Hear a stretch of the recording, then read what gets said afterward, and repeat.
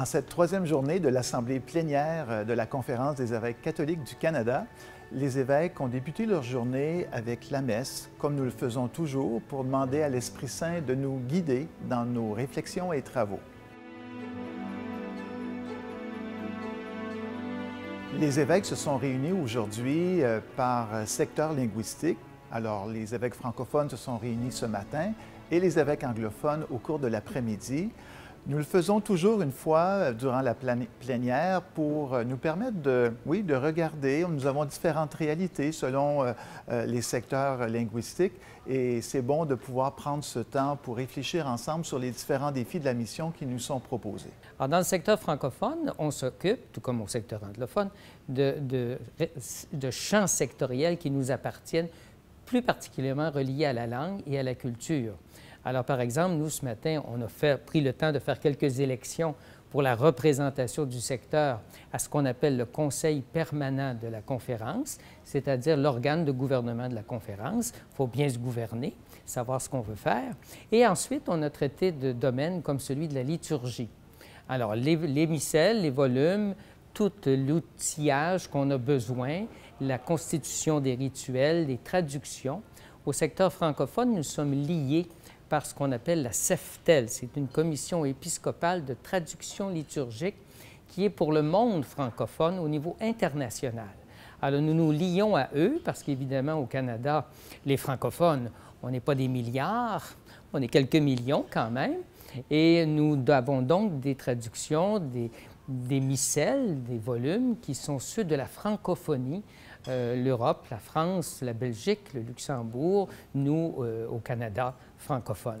Ensuite, on a parlé aussi de différents mouvements qui nous envoient des rapports et qui sont liés à la langue, comme par exemple le mouvement cursilliste francophone. On a aussi ensemble discuté de toute la question qui est relative à la messe télévisée, le jour du Seigneur.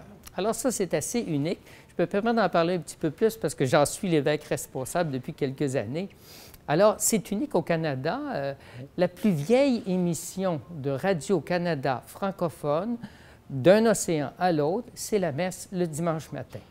Le jour du Seigneur, c'est le titre de l'émission.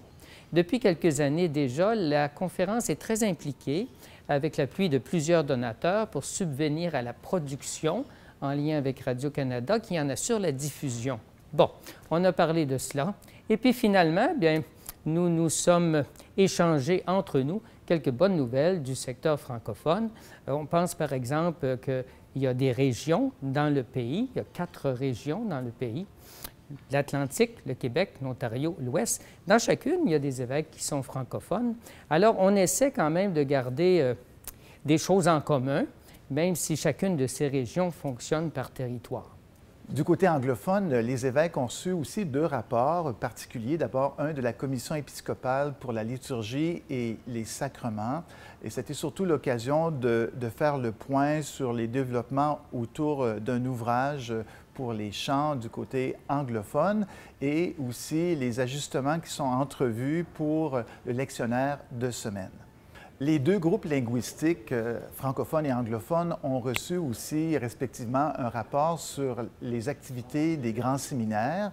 Du côté francophone, Monseigneur Marc Pelchat a fait un rapport nous donnant un écho des 3 séminaires, dont celui à Montréal et les 2 séminaires aussi à Québec, pour faire un constat qu'il y a environ 20 séminaristes en formation, soit en stage ou en études théologiques.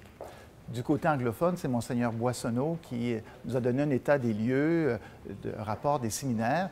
Il nous a aussi expliqué le progrès fait actuellement par le comité ad hoc qui voit à l'implantation aussi en lien avec les normes nationales pour les grands séminaires. Et en fin d'après-midi, bien, voilà que les 2 groupes linguistiques des évêques se sont réunis pour accueillir un invité spécial en la personne de l'archevêque Monseigneur Ivan Jurkovic, qui est le nonce apostolique au Canada. Il voulait rencontrer les évêques durant leur assemblée plénière pour leur communiquer un message. Et après, les évêques étaient très heureux de l'accueillir pour un repas fraternel à l'occasion du souper.